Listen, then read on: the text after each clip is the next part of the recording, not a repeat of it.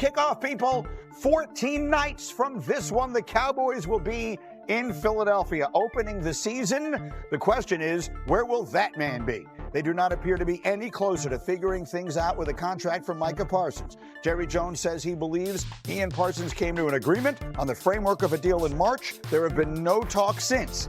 For the defending champs looming in week one, head coach Brian Schottenheimer yesterday talking about his team's preparation with and without their star pass rusher. Does it make it harder to scheme a game plan, though, as head coach without one of your top players? No, because I think at the end of the day, we feel like Mike is going to be out there when we can line up against Philadelphia here in 15 days or whatever it is. And, so no, the answer is no. I feel good about that, yeah. With or without a contract extension? I feel good that Mike is going to be out there against the Philadelphia Eagles. He feels good. Me, not as good at this point. So again, we got Brooke, we got Neek, and D-Wood. I'll start with you. How do you feel about Micah being on the field 2 weeks from tonight? I am not optimistic, Greeny. I am not optimistic at all. And you're talking about a guy, listen, I know that deadline spurred action, but we're 2 weeks away from the opening game against the Philadelphia Eagles.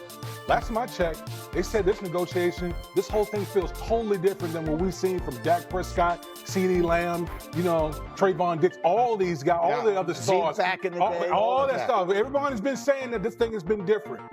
I'm not a guy like, for football players, you have to go out there and play football. You have to get in football shape. Michael Parsons hasn't been practicing at all. And you expect him to go out there week one against the defending Super Bowl champs and the Philadelphia Eagles? Like, that wouldn't even be fair to Michael Parsons to put him out there without any practice time. I think it's a fair thing for D-Wood to say. I like err more on the side of optimism because of the Cowboys' history. But then I'm reminded that if we're using Dak as an example, Dak was practicing the whole time he didn't have a contract. Right. Micah's not out there. In 2 weeks up into the game, assuming that he can get in, you would have to start practicing today.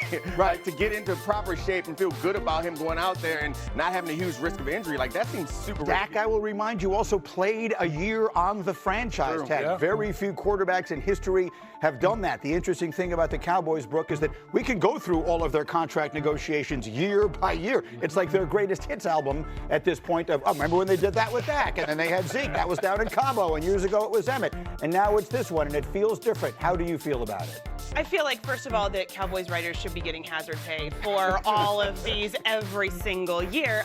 I do agree. It does feel different that it is continuing to be drawn out. But at this point, it does kind of feel like maybe they don't really want to pay him. I mean, maybe they don't want to do this long-term investment, because if they did it, it would have been done. It feels like they are trying to force his hand into saying, okay, fine, I'll play this year. I'll do the franchise tag. Like, this is so contentious that I think that the Cowboys need to stop giving this conversation air with Jerry. But how do you take away Jerry's soapbox? I think Shotty has an opportunity here, because we all view him as a unique type of coach in a situation where Jerry Jones kind of feels like the coach, the GM, and the owner. And like what he said was what most coaches say, but I think he should be more aggressive because of where he is, because of the situation he's in. If he's more outspoken and supportive of his players, there's always going to be a divide on the team. And you want to be on the players' side of that divide, not to be viewed as like a puppet of the management, which I think most coaches under Jerry Jones since Jimmy Johnson have been viewed as obviously not Parcells, but have been viewed as some version of that. So my question to you,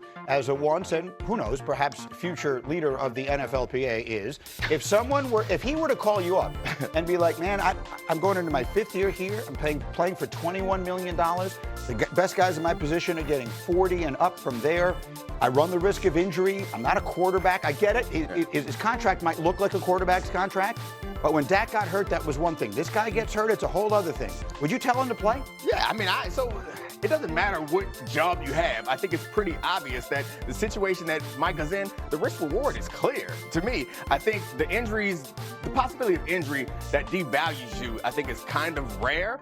But if you have leverage at this moment, you believe that you have it, it's worth doing. Like I would always tell the player in any situation like this, is that you have to understand what you're giving up. You can get anything you want, but you have to pay for it. And in this situation, he could get that big contract, but he's going to have to pay for it on the front end. It seems that Jerry's making him pay for it on the front end. I think the question is, like, what's the leverage that Michael Parsons had at this point? He's great. Here's the leverage. D-Wood, you and I, 2 weeks from tonight, come on over again. We had great luck the first time you came over to watch a game in my house. Aaron Rodgers tore his Achilles on the fourth play. But you come over and watch that game. And if Saquon Barkley is running up and down the field and Jalen Hurts is hitting those receivers and that Cowboy defense gives up 41 points and gets humiliated on national TV, is that leverage?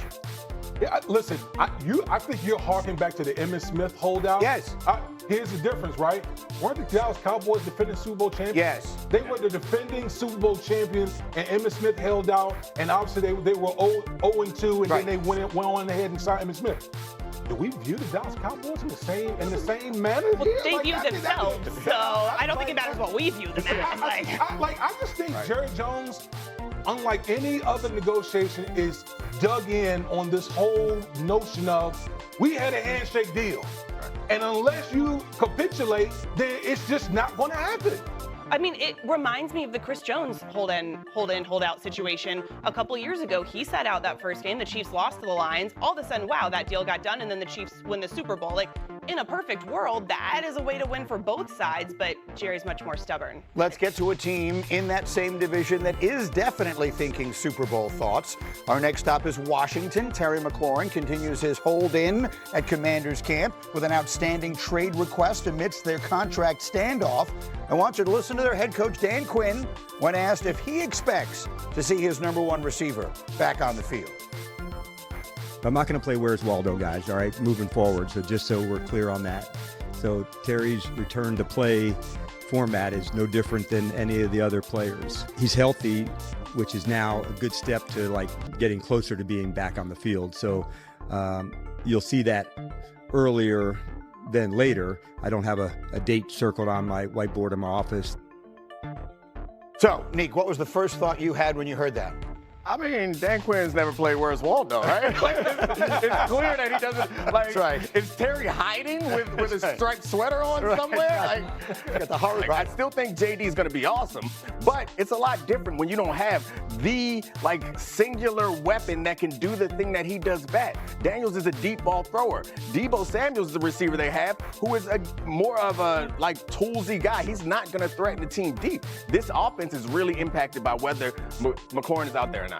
Yeah, I mean, it absolutely is. I also just look at, like, you say you live in D.C. I'm not in D.C., but I'm still paying attention, and I see how good the vibes are around this team. Like, vibes matter, and the McLaurin thing could definitely impact the vibes. I think that everything else is so good that it does kind of overshadow how significant it could be until you start playing and things don't work out. The vibes get real bad if you're not scoring touchdowns. No, but that's such a good point that she's making, I think, because the departure of the previous owner in that regime where everybody hated, and now all of a sudden, it was like a love fest all of a sudden. All of us, I don't have a rooting interest in this. I was rooting for them. Everybody loves that story. How do you let it get derailed by something like this? He's so obviously their most important offensive player besides the quarterback.